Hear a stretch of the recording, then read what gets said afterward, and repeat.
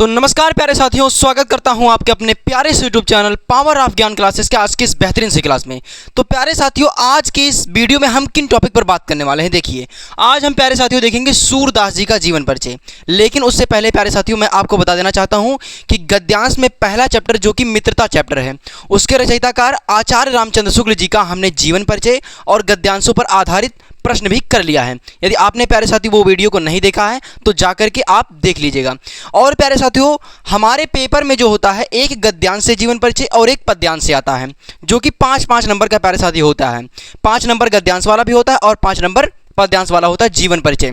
और प्यारे साथियों, हमने जो गद्यांश पर आधारित महत्वपूर्ण प्रश्न कराए हैं वो भी हमारे पेपर में आता है। तो प्यारे साथियों, आज हम देखेंगे इस पद्यांश में जो कि पहला चैप्टर है सूरदास जी का, और उन्होंने पद शीर्षक लिखा है। तो प्यारे साथियों, आज की इस वीडियो में हम उनका जीवन परिचय देखेंगे और जीवन परिचय प्यारे साथियों लिखने का कैसे तरीका होता है उसको भी हम समझेंगे। तो देखिए प्यारे साथियों, जीवन परिचय लिखने से पहले हमें ये फ्लो चार्ट बनाना जरूरी होता है, यानी एक बॉक्स में उनकी जो मेन पॉइंट होता है उसको लिख देना चाहिए, जिससे प्यारे साथियों एग्जामिनर जो होगा उसका फोकस यहीं पर सीधे जाएगा और प्यारे साथियों यहाँ पर सभी चीज़ों को देख लेगा और नंबर आपको दे देगा। तो देखिए प्यारे साथियों, सबसे पहले हम इसका फ्लो चार्ट देखते हैं। देखिए, हम जीवन परिचय देख रहे हैं सूरदास जी का, तो नाम क्या है सूरदास जी का। अब सूरदास जी का जन्म कब हुआ था? सूरदास जी का जन्म 1478 ईस्वी में हुआ था। उसके बाद इनका जन्म स्थान यानी इनका जन्म कहाँ पर हुआ था? तो इनका जन्म प्यारे साथियों रुनकता गांव में हुआ था। उसके बाद इनके गुरु कौन थे? गुरु इनके वल्लभाचार्य जी थे। उसके बाद इनकी मृत्यु कब हुई थी? इनकी मृत्यु 1583 ईस्वी में हुई थी।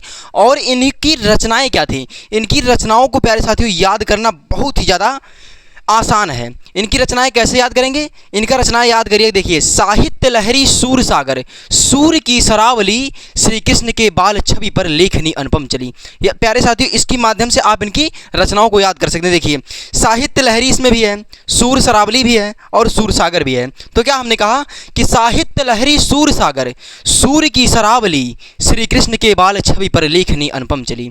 तो प्यारे साथियों, ये सूरदास जी का रचनाएं हैं, जो कि प्यारे साथियों रचनाएं 2 नंबर में आता है। हमें उनकी रचनाएं लिखना होता है। 3 नंबर प्यारे साथियों इनका जीवन परिचय लिखने में मिलता है। और हमें पेपर में कोई एक रचनाएं मात्र एक रचनाएं लिखनी होती है। और प्यारे साथियों, अब इनका हम विस्तार में जीवन परिचय देखते हैं। देखिए, तो सबसे पहले इनका जीवन परिचय क्या है? देखिए, विस्तार में अब हम देखने जा रहे हैं। इस फ्लो चार्ट को हमने देख लिया। तो देखिए, इनका जीवन परिचय है। सूरदास जी का जन्म रुनकता ग्राम में। इनका जन्म कहाँ हुआ था? रुनकता ग्राम में। कहाँ हुआ था? रुनकता गांव में। और इनका नाम क्या था? देखिए, सूरदास जी का जन्म रुनकता नामक ग्राम में हुआ था। उसके बाद क्या है? इनका जन्म किस सन में हुआ था? इनका जन्म जो था वो सन 1478 ईस्वी में हुआ था। देखिए, सूरदास जी का जन्म रुनकता नामक ग्राम में हुआ था। ऐसे प्यारे साथियों आप कहानी के माध्यम से याद करिए, तब ज़्यादा समझ में आपको आएगा और जल्दी याद भी होगा। देखिए, सूरदास जी का जन्म रुनकता ग्राम में हुआ था। उसके बाद क्या है? इनका जन्म जो था वो सन 1478 ईस्वी में हुआ था, यानी इनका जन्म जो था रुनकता गांव में हुआ था और इनका जन्म 1478 ईस्वी में हुआ था। बस इतना है। उसके बाद क्या है? इनके पिता का नाम जो था, इनके पिता का नाम रामदास था। अब ऐसे देखिए, इनके पिता का नाम रामदास था। उसके बाद सूरदास जी जन्म से अंधे थे या नहीं, यानी सूरदास जी जो थे वो जन्म से ही अंधे थे या नहीं। उसके बाद क्या है? इनमें विद्वानों में क्या है? मतभेद है, यानी ये जो विद्वान है प्यारे साथियों उनमें मतभेद है। क्या मतभेद है? उन्होंने कहा है कि जैसा वर्णन सूरदास जी ने किया है, यानी विद्वानों में क्या मतभेद है कि जैसा वर्णन सूरदास जी ने किया है वैसा कोई जन्मांध व्यक्ति कर ही नहीं सकता। अब देखिए, यहाँ पर एक बात है, यानी विद्वानों का कहना है कि जो सूरदास जी थे वो जन्म से अंधे थे या नहीं। इस बात को विद्वानों जो है उनके क्या है? उनके अंदर मतभेद है। क्या मतभेद है? कि सूरदास जी ने जैसा वर्णन किया है, क्या है? उन्होंने क्या? जैसा वर्णन कोई जन्मांध व्यक्ति कर ही नहीं सकता। उन्होंने जैसा वर्णन कर दिया है वैसा कोई जन्मांध व्यक्ति कर ही नहीं सकता। उसके बाद क्या है? वे संभवतः बाद में अंधे हुए होंगे। विद्वानों का कहना है कि वो पहले जन्म से ही अंधे नहीं थे, वो बाद में अंधे हुए होंगे। इन सभी का वर्णन करके वो बाद में अंधे हुए होंगे। उसके बाद क्या है? वे हिंदी भक्त कवियों में क्या है? शिरोमणि माने जाते हैं। सूरदास जी जो हैं वो हिंदी के जो भक्त कवि हैं उनमें क्या है? शिरोमणि माने जाते हैं, यानी संत महात्मा के मतलब माने जाते हैं। तो देखिए, उसके बाद क्या है? सूरदास जी एक बार अपने गुरु वल्लभाचार्य जी के दर्शन के लिए मथुरा गाँव घाट पर आए। यानी जो सूरदास जी थे वो अपने गुरु, उनके गुरु कौन थे? वल्लभाचार्य। उनके गुरु कौन है? वल्लभाचार्य। तो देखिए सूरदास जी जो थे एक बार अपने क्या है गुरु वल्लभाचार्य जी के दर्शन के लिए मथुरा के गांव घाट पर आए। यानी सूरदास जी अपने गुरु से मिलने के लिए मथुरा के गांव घाट पर आए और उन्हें स्वचरित एक पद गाकर सुनाया। और सूरदास जी जो अपने द्वारा उन्होंने पद रचा था, मतलब लिखा था, उसको गा करके अपने गुरु किसको? वल्लभाचार्य जी को सुनाया। उसके बाद क्या हुआ? स्वरचित पद गाकर सुनाया। वल्लभाचार्य जी ने उन्हें तभी से क्या मान लिया? अपना शिष्य मान लिया।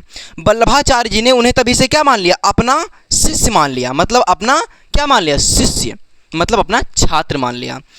उसके बाद क्या है प्यारे साथियों? वल्लभाचार्य जी के संपर्क में आने से पहले, यानी जो सूरदास जी थे वो वल्लभाचार्य जी से मिलने से पहले वो क्या करते थे? देखिए सूरदास जी क्या है, वल्लभाचार्य जी के संपर्क में आने से पहले सूरदास जी दीनता के पद गाया करते थे। सूरदास जी क्या थे? दीनता के पद गाया करते थे। उसके बाद तथा बाद में गुरु के कहने पर, तथा बाद में मतलब उसके बाद में जब उनसे मिले, किससे? वल्लभाचार्य जी से मिले, तब वल्लभाचार्य जी के कहने पर ये क्या करने लगे? उन्होंने क्या है गुरु के कहने पर श्री कृष्ण की बाल लीला का क्या करने लगे? गान करने लगे। यानी सूरदास जी क्या है? श्री कृष्ण की बाल लीलाओं का गान करने लगे। किसका? श्री कृष्ण का। उसके बाद क्या है? सूरदास जी की मृत्यु जो थी वो सन 1583 ईस्वी में गोवर्धन पर्वत के पास एक पारसैली नामक गांव है, वहां पर उनका निधन हो गया। प्यारे साथियों सूरदास जी की जो मृत्यु थी वो सन 1583 ईस्वी में गोवर्धन पर्वत के पास एक पारसैली नामक गांव है, वहां पर उनका निधन हो गया। उसके बाद क्या है? उनकी रचनाएं क्या हैं? हमने जैसा कि आपको बताया कि इनकी रचनाएं याद करने का, मैं प्यारे साथियों ये चाहे ट्रिक मान लीजिए, चाहे इसको प्यारे साथियों रचनाओं याद करने में सहायता मिलेगी। सहायता क्या मिलेगी? देखिए इसको याद करने में प्यारे साथियों आसान है। क्या है? साहित्य लहरी सूर सागर। हमारे साथ कहिए, साहित्य लहरी सूर सागर, सूर की सरावली। क्या है? साहित्य लहरी सूर सागर, सूर की सरावली, श्री कृष्ण के बाल छवि पर लेखनी अनुपम चली। ये प्यारे साथियों आप अगर एक से ज़्यादा याद कर लेंगे तो मान लीजिए पेपर में आ गया कि सूर यानी सूर सागर के रचनाकार कौन है, ऐसे पूछ लिया पेपर में, एक नंबर में जो बहुविकल्पी आता है अगर उसमें पूछ लिया सूर सागर के रचनाकार कौन है, तो सूर सागर के रचनाकार सूरदास जी हैं। तो एक बार फिर से मैं प्यारे साथियों इनका जीवन परिचय रिवाइज करा देता हूँ, देख लीजिए ध्यान से। सूरदास जी का जन्म रुनकता नामक गांव में हुआ था और सन 1478 ईस्वी में हुआ था। इतना बात क्लियर है। उसके बाद इनके पिता का नाम क्या था? रामदास था। यानी सूरदास जी जन्म से अंधे थे या नहीं, इस बात को लेकर विद्वानों में मतभेद है। विद्वानों का कहना है कि सूरदास जी ने जैसा वर्णन किया है वैसा कोई जन्मांध व्यक्ति कर ही नहीं सकता। तो विद्वानों का कहना क्या है कि विद्वान कहते थे कि जो सूरदास जी थे वो बाद में अंधे हुए होंगे। सूरदास जी क्या होंगे? बाद में अंधे हुए होंगे। उसके बाद सूरदास जी जो थे एक बार अपने गुरु कौन? वल्लभाचार्य जी के मिलने के लिए मथुरा के गांव घाट पर गए और उन्हें अपने द्वारा जो उन्होंने अपने द्वारा रचित किया था, ने लिखा था, वो गा करके एक पद सुनाया। किसको? वल्लभाचार्य जी को। तभी से वल्लभाचार्य जी ने उनसे प्रसन्न होकर, आप प्यारे साथियों ऐसा लिख सकते हैं कुछ उसमें बीच में बना बना करके, लेकिन इतना प्यारे साथियों आपके पेपर के लिए बहुत है क्योंकि 80 वर्ड का आता है। तो देखिए वल्लभाचार्य जी ने तभी से उन्हें क्या मान लिया? अपना शिष्य मान लिया। जो सूरदास जी थे वो वल्लभाचार्य जी के संपर्क में आने से पहले, यानी अपने गुरु के संपर्क में आने से पहले दीनता के पद गाया करते थे। देखिए प्यारे साथियों मैंने एक बार पढ़ा और आपको वैसे बता दे रहा हूँ। इसको प्यारे साथियों कहानी से रिलेट करके अगर आप बताएंगे तो बहुत अच्छा होगा प्यारे साथियों। जब प्यारे साथियों इसकी मेन पॉइंट आपको पता होगी तो आप लिख सकते हैं।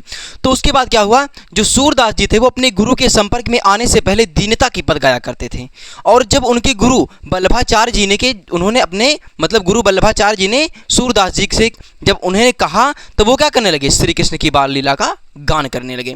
अब जो सूरदास जी की मृत्यु थी वो सन 1583 ईस्वी में एक कहाँ है? गोवर्धन पर्वत के पास पारसैली नामक गाँव में इनकी निधन हो गया। और इनकी रचनाएं क्या हैं? रचनाएं हैं सूर सागर, साहित्य लहरी, सूर सरावली। अगर प्यारे साथियों मैं आपको जो बता रहा हूँ रचनाएं इनका याद करने का कि साहित्य लहरी सूर सागर, सूर की सरावली, श्री कृष्ण के बाल छवि पर लेखनी अनुपम चली। तो आई होप कि प्यारे साथियों ये सूरदास जी का जीवन परिचय आपको बहुत अच्छी तरीके से समझ में आ गया होगा, क्योंकि प्यारे साथियों जीवन परिचय आपको पेपर में लिखना ही लिखना पड़ेगा। उसके लिए कोई प्यारे साथियों रास्ता नहीं है, उनका जीवन परिचय लिखना पड़ेगा, क्योंकि प्यारे साथियों गद्य से और पद्य से 5-5 नंबर के जीवन परिचय 2 आते हैं। जो कि प्यारे साथियों सूरदास जी का जीवन परिचय पेपर के लिए बहुत ज़्यादा इंपॉर्टेंट है। ये प्रीवियस ईयर में कई बार पूछा जा चुका है। तो प्यारे साथियों ये आप जीवन परिचय याद कर लीजिएगा। अब जब हम अगली क्लास में आएंगे तो प्यारे साथियों इनके जो पद्यांश है उन पर जो आधारित प्रश्न हमारे पेपर में आते हैं उसको प्यारे साथियों हम करेंगे। तो प्यारे साथियों आज की क्लास को यहीं तक रखते हैं। तो प्यारे साथियों अगर आपको वीडियो अच्छी लगी हो तो लाइक, सब्सक्राइब, कमेंट कीजिए और अपने दोस्तों के साथ शेयर जरूर कीजिएगा। Thank you.